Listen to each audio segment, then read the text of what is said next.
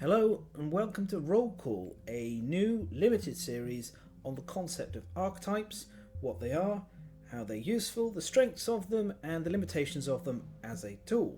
My name's Fen and today we're doing the introduction to archetypes.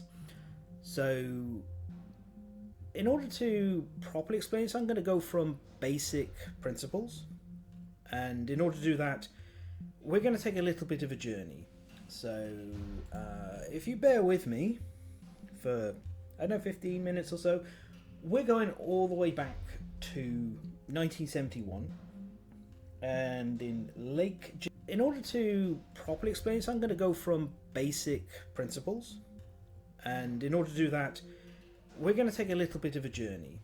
So if you bear with me for, 15 minutes or so, we're going all the way back to 1971, and in Lake Geneva, the Tactical Studies Association, two of their members created a medieval miniatures war game. These two men were Jeff Perrin, who owned a hobby shop, and his friend, the name you're going to recognise, Gary Gygax.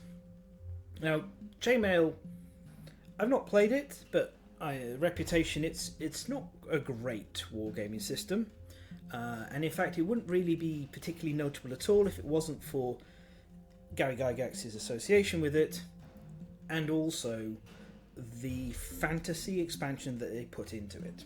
Now, in 1975, Tactical Studies Rules, also known as TSR, acquired the rights to publish Chainmail.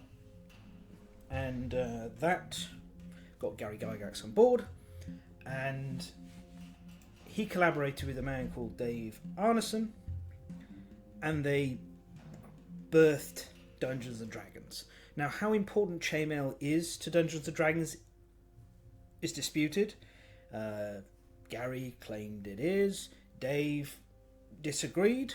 Unfortunately, both men have passed away, so we'll never get to the bottom of that, I think, unless somebody finds some writing from them both. But regardless, some of the creatures that were in the fantasy expansion did come across into Dungeons and Dragons, so at a minimum Gary Gygax's input into Dungeons and Dragons was influenced by his work in Chainmail.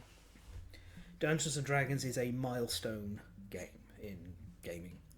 It codified that concept of the story circle, but gamified it, allowing people to become players, should I say, and they would sit and, you know how role-playing games work, but instead of listening to the adventures of a hero, they could step into the role of said hero and guide the adventures themselves, while one person did the main work as the storyteller or dungeon master. Role-playing games isn't where we're going, but they are important to Kingdom Death. Kingdom Death does have role-playing elements to it. But the road that's more important for Kingdom Death is one that was inspired by Dungeons and Dragons. And for that, we end up going all the way across the Atlantic Ocean, and we get to the 1980s. To be more precise, around 1989. And a man called Stephen Baker had left a little business, a little industry located in Nottingham. Now, that business was set up by two men, Steve Jackson and Ian Livingstone, famed primarily, or at least initially, for their fighting fantasy books. Fighting fantasy books are another form of role-playing for one player, where you would sit down and you'll read through the book and make your decisions, which will take you to various different paragraphs. It's kind of known as a paragraph book or a choose your own adventure. This mechanic's still used in games to this date and includes stuff like Sleeping Gods, Midara. It's a branching path of situations, although at the time it's quite rudimentary.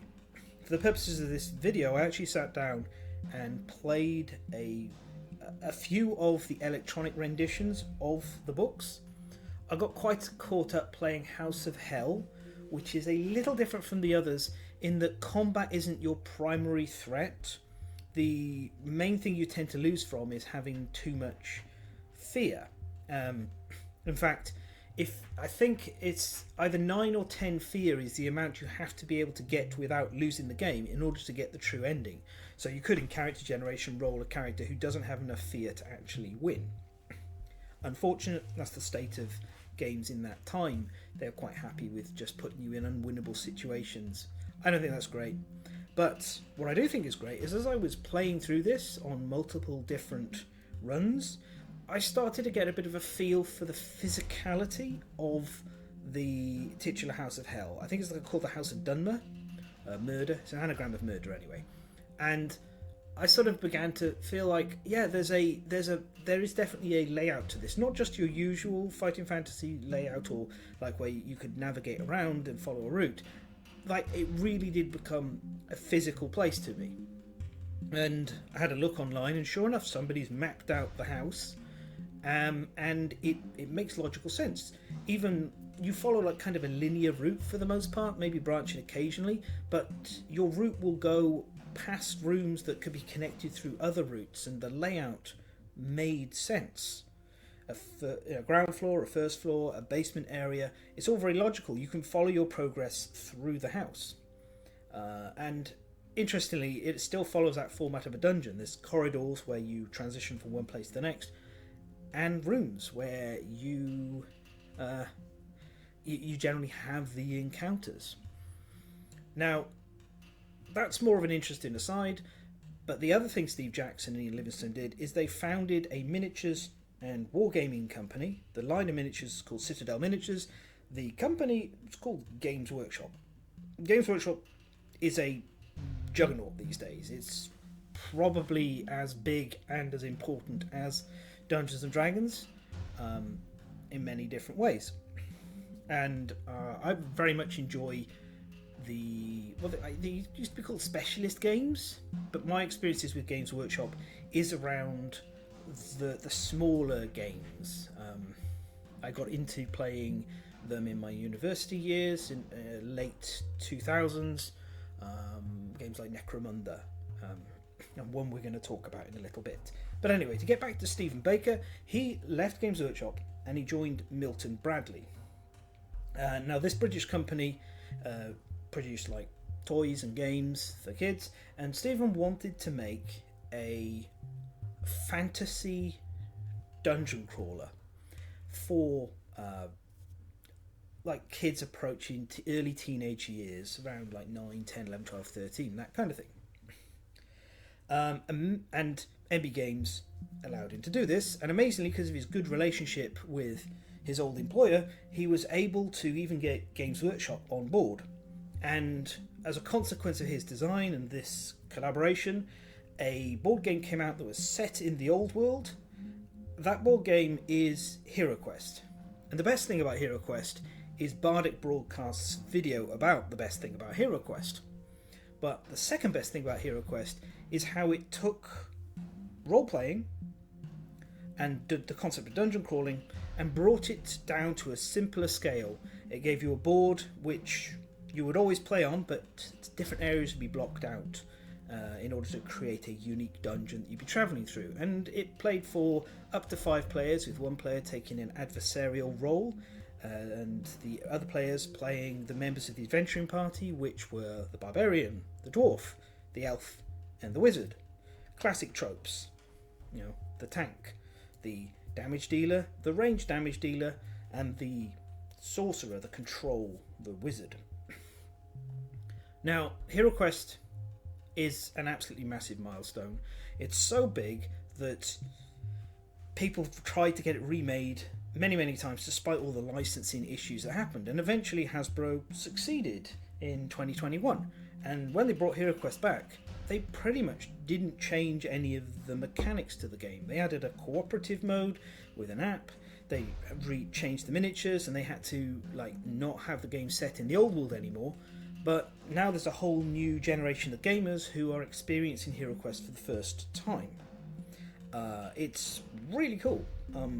HeroQuest is not a difficult, complicated game, but it is an absolute landmark. Now, for Games Workshop, they wanted to go a little bit more with that. And later in 1989, Games Workshop put out an extension to the license. They created the game Advanced Hero Quest, following that template set by Dungeons and Dragons, where Dungeons and Dragons goes Dungeons and Dragons to Advanced Dungeons and Dragons, and now it's gone back to Dungeons and Dragons. So, Advanced Hero Quest is a more expanded, more complex board game, and it brought in, instead of this single board, the concept of modular tiles.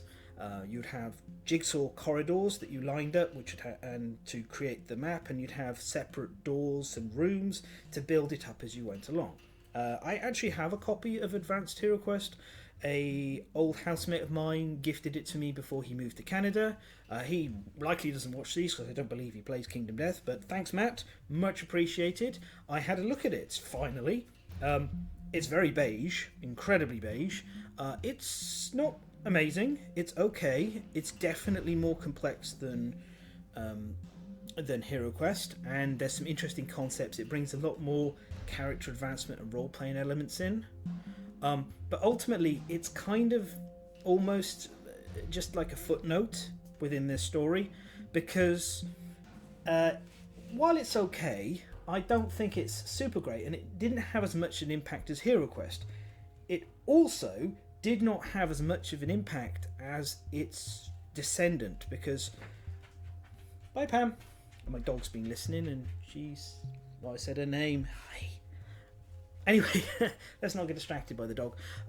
So, in 1995, Games Workshop tried again, and from them, designed by Andy Jones, came Warhammer Quest. And Warhammer Quest is a huge milestone in gaming again.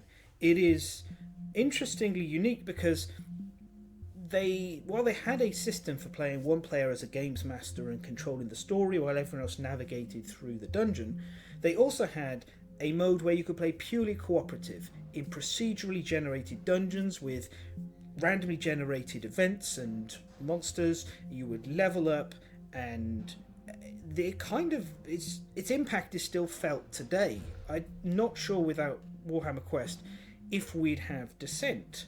Possibly, probably. Descent feels closer to Hero Quest, but would we have Midara? Would we have Sword and Sorcery? Would we have Gloomhaven? We certainly wouldn't have Darklight Memento Mori, which is basically a retooled, redone Warhammer Quest in a super grim dark world, and I thoroughly recommend Darklight Memento Mori if you can get your hands on a copy, because it's amazing in what it's doing with its box and its models. It's a delight, as long as you don't mind an old school dungeon crawler and all of the silly nonsense and trappings that can stick with that. Now, the reason Hero Quest is so important, though, is this is one of the core games that influenced Kingdom Death. We know that because there's elements of the mechanics of Warhammer Quest that have been taken into Kingdom Death. The loop of Warhammer Quest is town, dungeon, travel, and then you take what you like from the dungeon. You fight the boss or the boss room, you clear it, you take the loot, you go back to town, you spend the loot to become stronger. So again, you go town, dungeon, boss, travel, round and round and round. And Kingdom Death has that similar loop, the classic loop of a dungeon crawler: settlement, hunt, showdown. The difference there is you're building the settlement yourself from ground principle up. So not only are you spending the resources that you get, the tools, the loot that you get, to improve your characters, you're also improving the very place that you're getting the loot from. The hunt phase is, in my opinion, a condensed down dungeon crawl.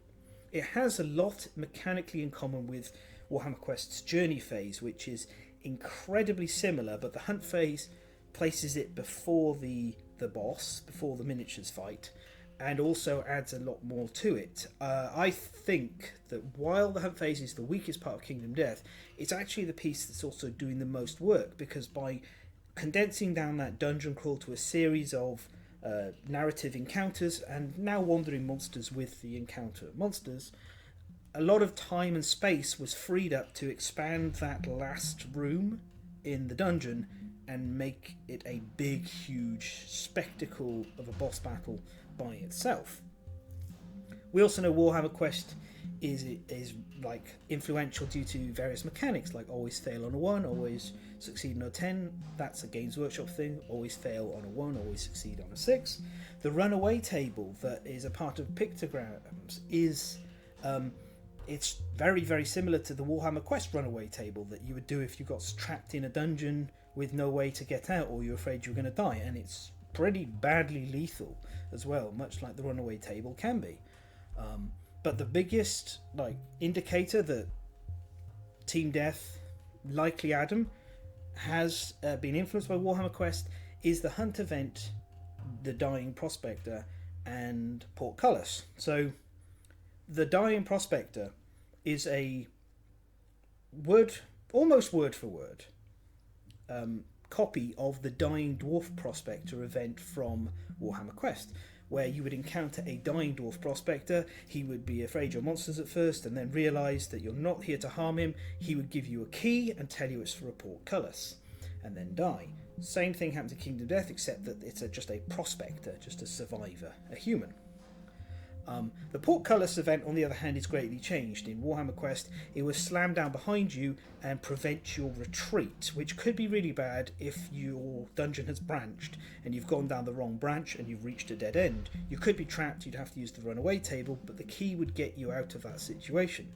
In Kingdom Death, however, the key unlocks a portcullis that leads to a homage to another important part of Kingdom Death's whole aesthetic, and that is Berserk, the incredibly influential manga Berserk. And it's one of 3 elements that comes together. The last element that greatly influences Kingdom Death is Monster Hunter. Monster Hunter is itself, if you strip it all down, a series of corridors and rooms where you fight bosses. It's another adaptation of Dungeon Crawler. It's just generally set in outdoors kind of locations, or perhaps sometimes in caverns, and it does feel different.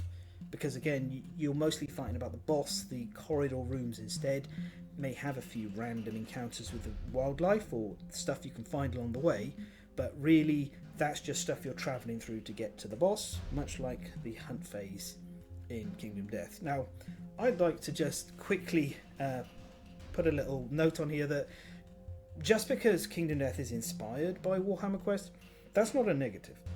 War games are iterative and improve on previous mechanics, and Kingdom Death is not just like a reiteration. It's taking some of the concepts and framework of a dungeon crawler and recontextualizing the whole thing. Now, for me, what that means is it's its own thing. Boss battlers are now their own thing. They're their own genre, but they're also a sub-genre of the dungeon crawler, which is in itself a sub-genre of the miniatures on a map kind of war game. All of that kind of ties together. You can see, like, if you look at Necromunda, you'll see that you've got the RPG elements, but you don't have a map with squares on it. You've got multi-level skirmish battle type thing, a bit like, the other Warhammer combat games. So it is its own thing, and I really love how much it's taken the loose basic loop of Warhammer Quest and some of the mechanics and bits and pieces and put new stuff into it and really reinvigorated the entire thing. I don't think I'd be as engaged with Kingdom Death as I am without that Warhammer Quest dungeon crawling loop sitting as the foundation, but also I don't think I'd be as engaged if it was just a remake. As much as I love Darklight Memento Mori, as I mentioned earlier, it's just kind of mostly a reskinning of Warhammer Quest, and as such I don't think it is anywhere near as significant, important, or as good as Kingdom Death is. Now, that's it, we've arrived at Kingdom Death, the melting pot of Warhammer Quest, Monster Hunter, and Berserk, and many other things like Junji Ito and far more stuff, all direct from the brains of Adam and Anna. And this journey, this talking, has mostly been to provide a continuous thread of the archetypes running from dungeon crawlers. As I mentioned, the barbarian, the wizard, the dwarf, the elf, tank, damage dealer, support.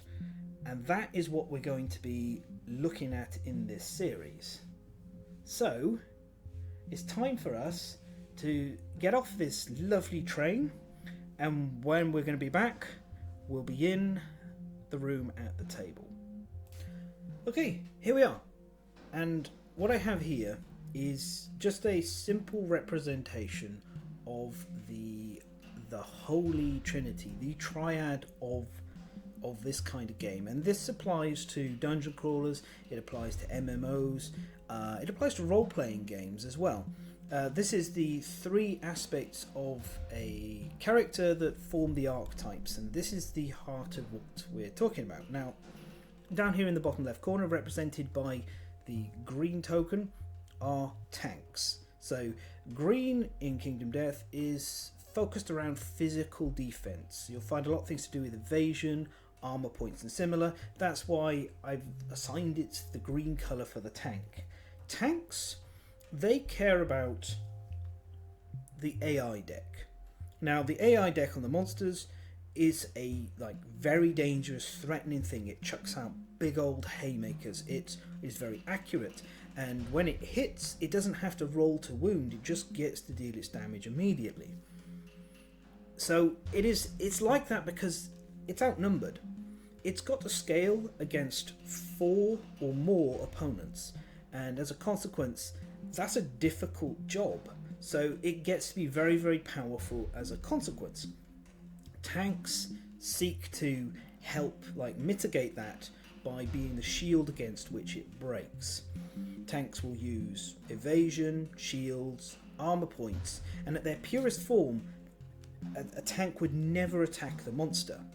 They don't interact with the hit location deck because that's not their job. They're here to devote all their time to making the AI deck as ineffectual as possible. Tanking is a very difficult job, and it is probably the most essential of the 3 roles. Even if nobody wants to be a tank, somebody's going to have to be at every turn because that AI deck is not stopping. It is the active behaviors, it is the way the monster is going to progress towards winning the showdown. If you did nothing at all in a showdown and just passed every turn, the AI deck would still kill all of your survivors and inflict a defeat upon you. That is what it is there for. It is active, it is pursuing the victory condition for the monster, which is elimination of all of the survivor units, with the exception of a couple of things like the hand or smog singers that can offer alternative end conditions. The other bottom point over here, represented by this blue token, is the support. Now, traditionally, a support handles crowd control and or healing. The healing part's not particularly common in Kingdom Death. A decision was made to not have survivors replenish their hit points, their armor points, and instead have those be a mostly finite resource that is kind of hard to get back during a showdown. I actually think that's super interesting and really good, because by making healing less common, that means inevitability towards an end condition is more meaningful, is more common. If the monster hits you and deals damage, that's pretty much permanent for the showdown. You've lost those armor points and you might not be able to get them back unless you have exceptions that break those rules. Supports I've assigned as blue because the blue affinities tend to be the realm of the mind, and you can see this typified in the classic gear cards that represent this, which is the Rawhide Headband and the Cat Eye Circlet. While the tank, their domain keyword would be armor, the support's keyword would be items, and they will typically assist the other survivors by scouting the AI deck and revealing cards from it, maybe manipulating, reordering them, doing the same with the hit location deck. They might remove bleeding via bandages so that the others are freed up to concentrate their actions on attacking or defense. Or they may even be around picking all of the different pieces of terrain up. Their job isn't to attack the monster. They can, and sometimes they will have a weapon to do so, but in a purest form, a support would never attack the monster and actually helps neuter some of the monster's scaling, because if you don't attack the monster, you don't have to deal with its hit location deck.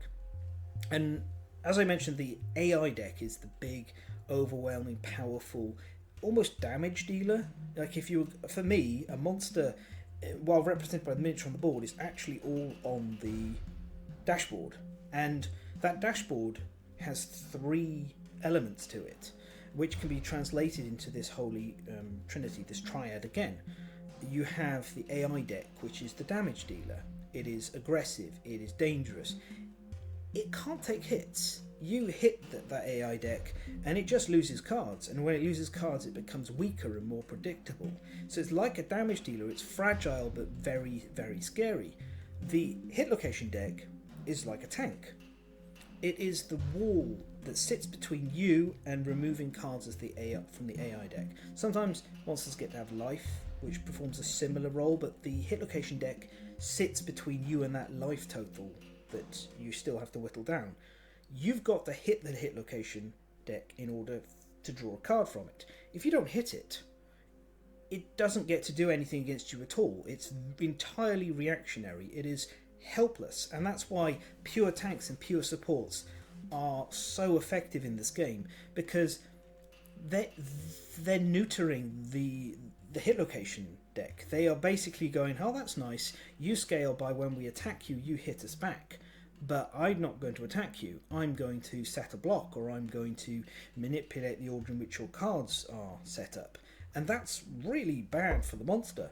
It doesn't have any way of countering that for the most part. The support part within this analogy of the monster would be the status cards that come out. They can greatly contextualize and change the way the fight goes, and sometimes they pop up as moods partway through the fight, or they may be traits from the start, but they help and support either the hit location deck or the AI deck from doing certain things.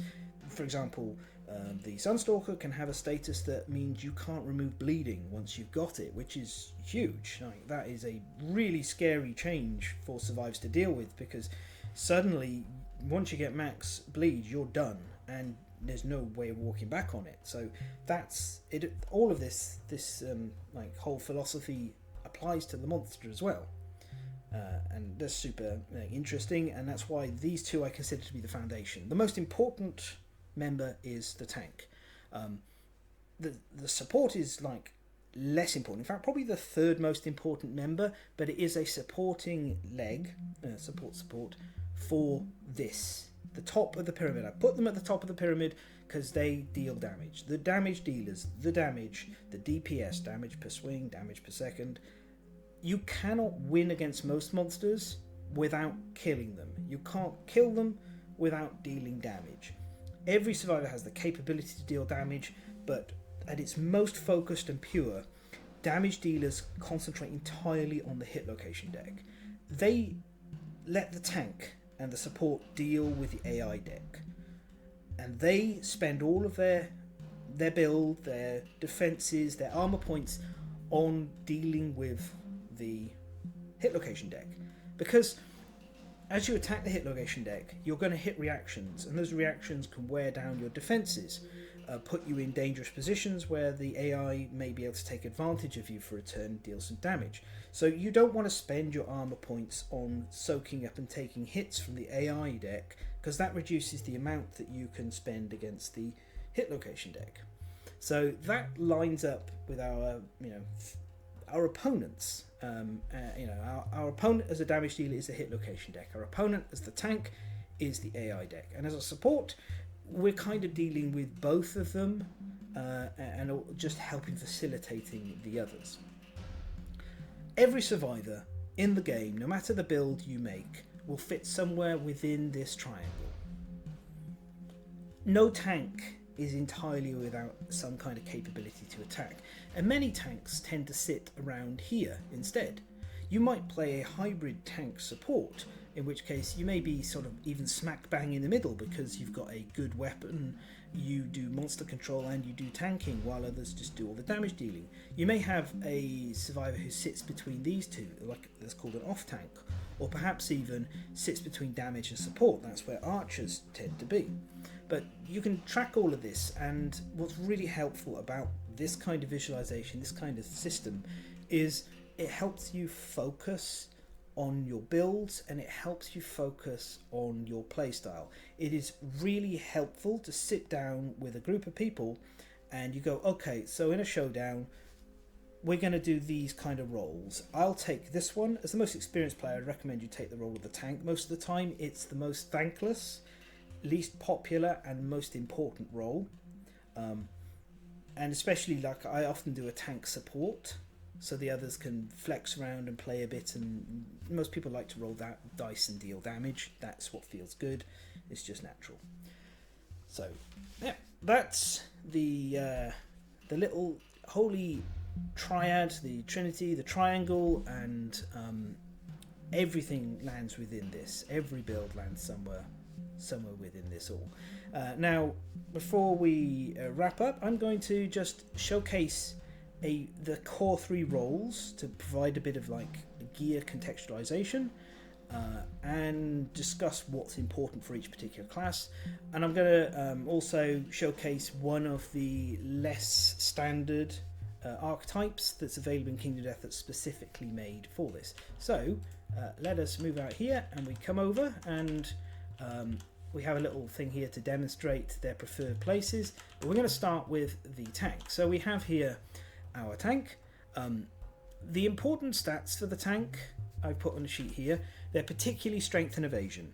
I'd like to note that movement is the most important stat for any survivor, because the more movement you have, the more places you can stand, and positioning always is incredibly important. Tanks being able to position in exactly the spot they want to go in is really, really powerful. Then evasion, well, if evasion helps reduce the monster's accuracy, the monster rolling a miss is basically blanking that dice entirely and removing that damage. If you can get a monster down to only hitting on 10s, it is going to be incredibly ineffectual, especially if you have dodges and blocks to soak up hits. Strength is our other stat that's of some value to the tank. Tanks care about having strength because when they do hit the monster, they don't want to just hit it and not deal a wound. That is terrible because they're risking their armor points for reactions, and that helps the monster win, and that reduces your chances of winning. So that's why strength has some importance. I'd say it's like the third most important stat after movement and evasion.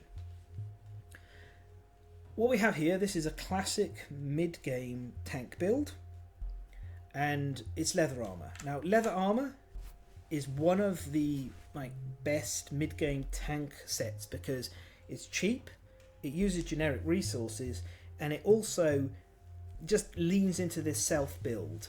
You've got 3 green affinities when you use a round leather shield, which means monster grease gives +2 evasion. So this is like the core heart of everything, but also you get extra survival, you get extra insanity when departing, you even get a little bit of additional repositioning via this, which can be super useful. Sidestep in one space so a white lion can't run you over or something can be very significant. Stone noses are just here as a flex slot to highlight a little bit more that tanks like survival because they spend it to dodge, tanks like insanity because they don't want to take brain traumas. The counterweighted axe is an example of an absolutely phenomenal tanking weapon. There's a few reasons for that. First of all, it's generic, it's easy to make. Secondly, it has reach, meaning that you can position better for your attacks.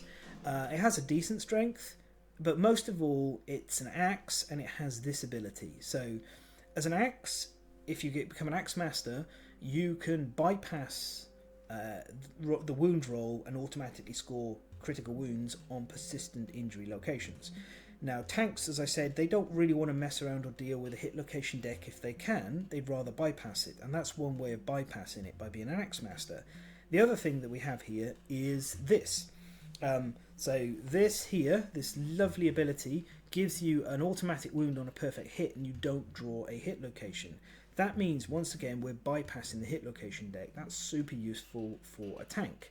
Now, if you give me one moment, I'm going to change the grid to the other version of the leather tank with the Zambato, so we can discuss why the Zambato is also good for tanks. Okay, so here we are.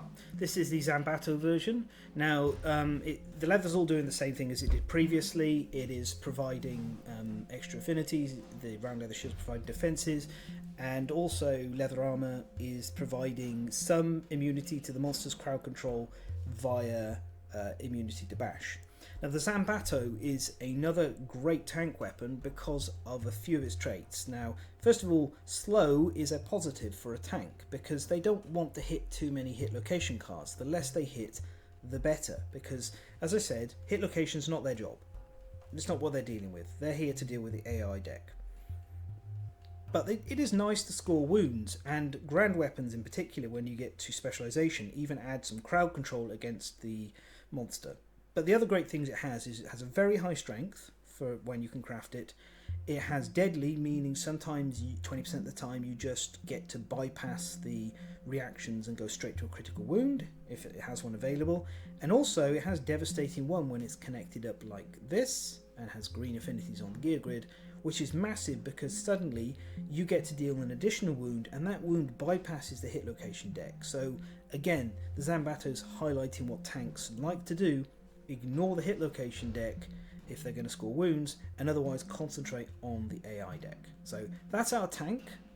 And let's move across here now to, this is the most damaging, dealingest core game build I could come up with. There's others you could do, but I think this one's really great for highlighting. So what we have is a white line armor set. So white line armor is the most damage orientated of the core armor sets, and the reason for that is if you have daggers or katana when you're attacking with the full set, you get +1 speed and +2 strength. So the base speed on these paired katanas now is 5 speed, and the base strength is 4, plus we have a monster tooth necklace for an extra 2 strength, pushing it up to 6. Now, in truth, I would probably not ever run double line beast katanas. I would likely run a single one, but this is just highlighting how damage orientated you can get. We get extra movement. Great, we can position better, we can get to the blind spot easier, we can stay out of trouble more. We've got extra accuracy when we use our pounce ability, which is situational but it's helpful. We've got extra strength because we have our 2 red affinities on the gear grid here. But you'll notice we don't have any support at all, which is why I think this is such a good example of a really pushed all the way to the limit damage dealer. Damage dealer's important stats are luck first of all, strength second, and accuracy third. Plus 0 is movement, but movement's really important for everyone. So the reason that luck sits ahead of strength is because luck, unless the monster cannot be critically wounded, allows you to bypass reactions and generate extra resources, so it gives you value while also protecting your armor points, because if you don't have to deal with a monster's reaction at all, that's fantastic. Even if it's a reflex reaction, if you get to ignore it, great. That's another nice thing about katars, is they have a specialization ability that lets them ignore a reaction. That's another reason why katars are also very good tank weapons, because we're ignoring part of a hit location card again. Strength follows up, and strength you want, while you're happy with as much luck as you can get, having a massive amount of strength is also really good, because if you make a wound roll against the monster and you fail to wound, you could get punished without making any progress. So just to walk through the three different things. First of all, we have the failure reaction.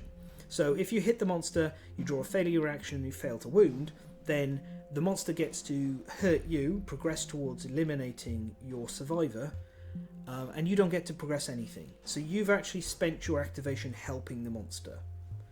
On a reflex reaction, if you hit that and you fail to wound, hey, again, same situation as the failure to wound, you've gone and progressed and helped the monster win, and you haven't got anywhere yourself.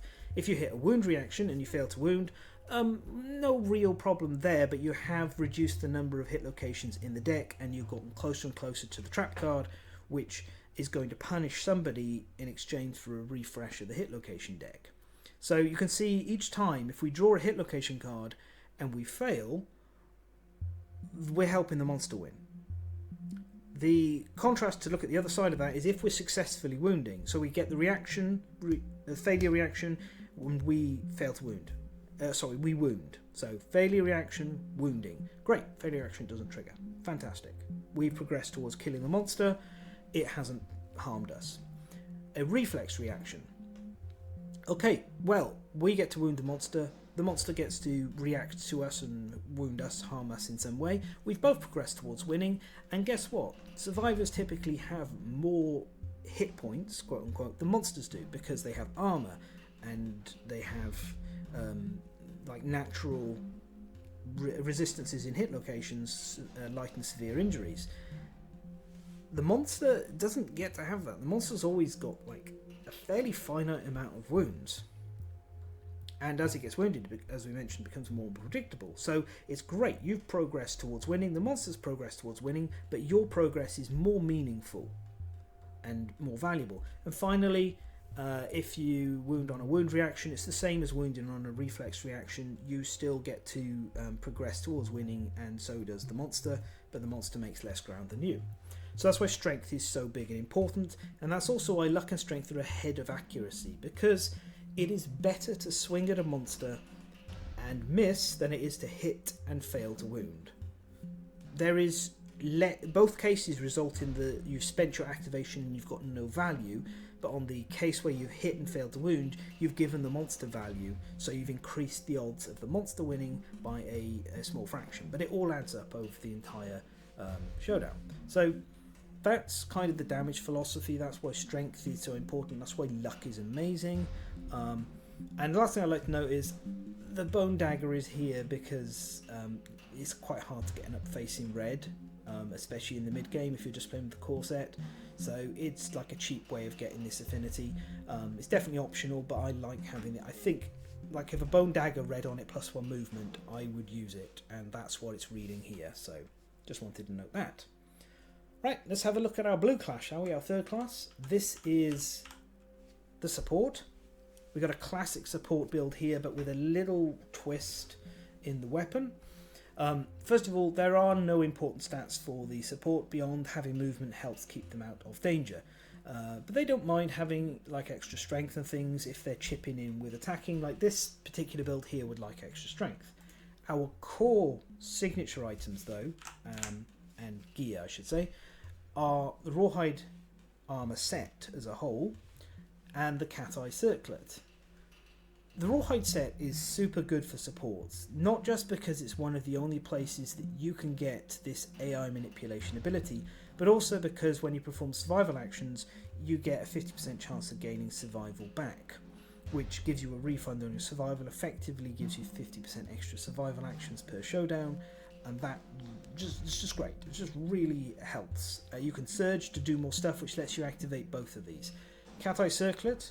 This could be any hit location manipulation item. The Cat Eye Circlet's one of the earliest you can get, and it just it controls the hit location deck. So you literally can have a meaningful impact on the showdown with these 2 cards, and you're never actually hitting the monster, but you're possibly neutering it the most because the tank is always lined up against the best possible AI card for them, and the damage dealers are always lined up against the best possible hit location cards they can be going for. Of the other bits and pieces, Elder Earrings is just here for the blue affinity. It's kind of hard to get this affinity. Bandages is here because that's the closest we get to healing, and the Hunter Whip is just to showcase a item that is fairly useful on the support front. A whip on the hunt can save lives at times. Whips are very good on the hunt. They have a bunch of tables where they're very helpful if somebody has a whip. You've got 2 choices, the Rawhide Whip or the Hunter Whip. I've showcased the Hunter Whip here because this perfect hit ability discards a mood in play. The Silk Whip from Spediculus is even better than this, so that's an even higher recommendation, but you don't have to be attacking with a whip.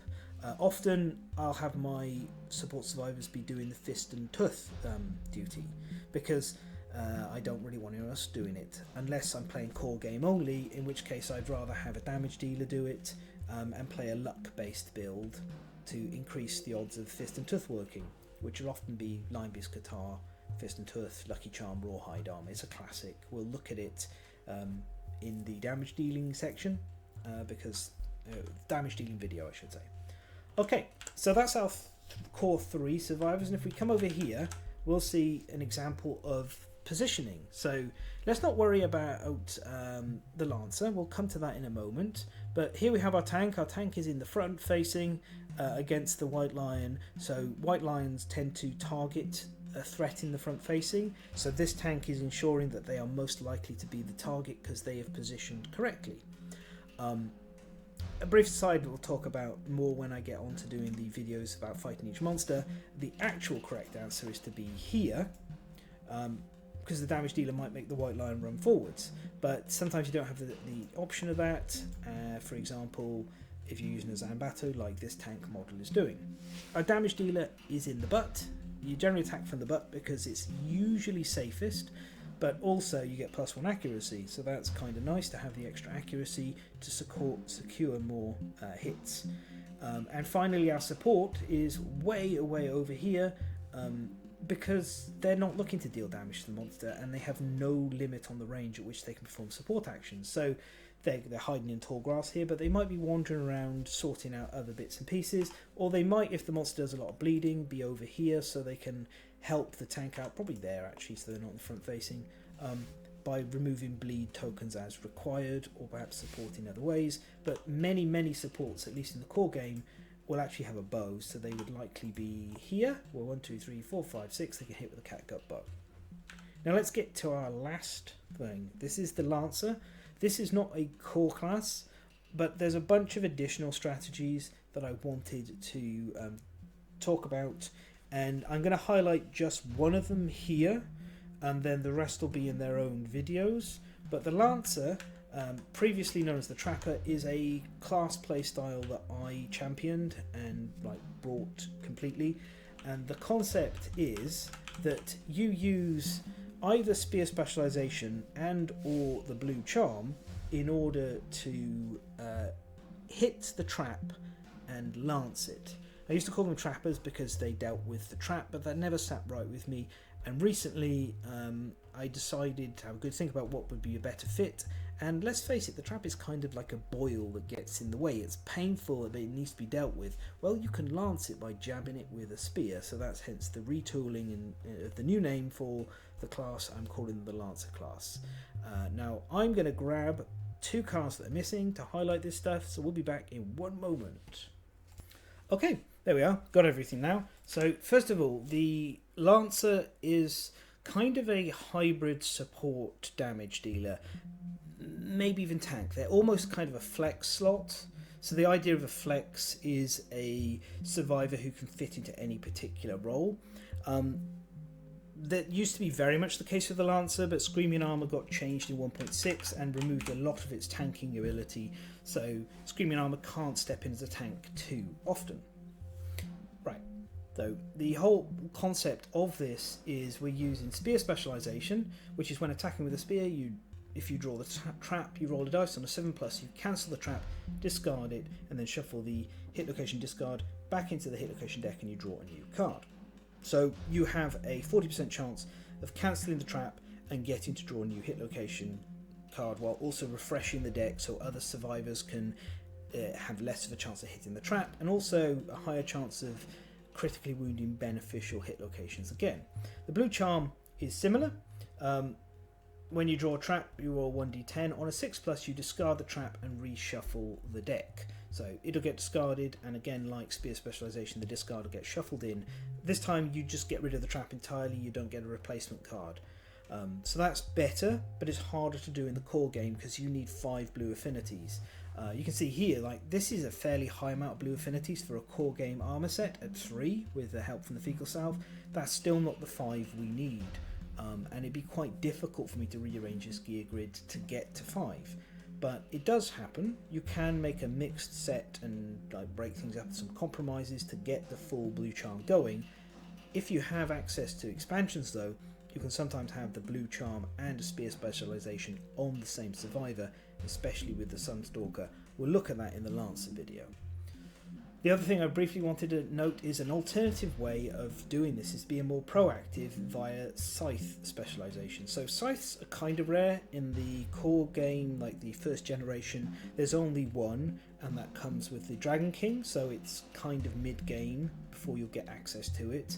But there are other scythes around as well now, and this one you critically wound with a scythe, you roll a dice on a 6+, you shuffle the hit location deck, do not shuffle unresolved hit locations. So every time you shuffle the hit location deck and put the discard pile back into the draw deck, you have reduced the odds of hitting the trap. So that's a more proactive way of doing it, but Lancers are super useful when they have a bunch of other utility things they can be doing. So they can save their armor points for the purposes of, if they fail to clear the trap, then they will spend their armor points to suffer the punishment, so the damage dealer and tank don't have to suffer that.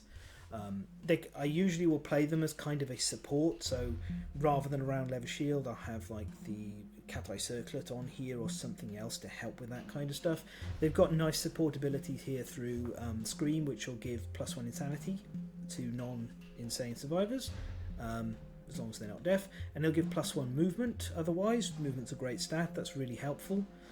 Slam is the really big thing. Look, it'll knock the monster back and give it -1 toughness till the end of the round. That's +1 toughness to all of the other survivors, so that's absolutely fantastic. And they got a little bit of support here that they get pluses to the activating terrain roll, which makes them great for that job. So this is an example of a kind of hybrid archetype that's formalized into a thing, and that thing is enabled by Spear Specialization, the Blue Charm, and Scythe Mastery, which you'll have access to at least 2 of these in every campaign if you want to follow this route. There are plenty of other classes we're going to look at. We're going to talk about archers, who are a ranged damage dealer that tend to be hybridized with supports, or they're hybridized with debuffers. Debuffing is a interesting little strategy where one inflicts negative tokens onto the monster. Axes do this naturally through persistent injuries, but there are ways of doing this to the monster actively while attacking it, mostly through arrows. We'll have a look at those. It's really, really powerful. We'll also take a look at the kinds of off tanks that exist. So an off tank is an offensive tank. There's a few different versions of that. They can just be evasive but deal damage, or they can be what we call bruisers, which are sword and board type survivors, so they will swing with a weapon and have a block.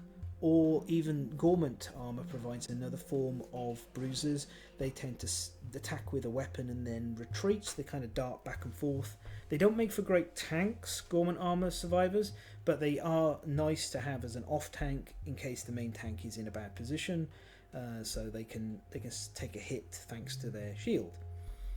And there will be more as well as we kind of look at hybridizing everything in the future, but as I say, there's a finite number of archetypes we're going to have.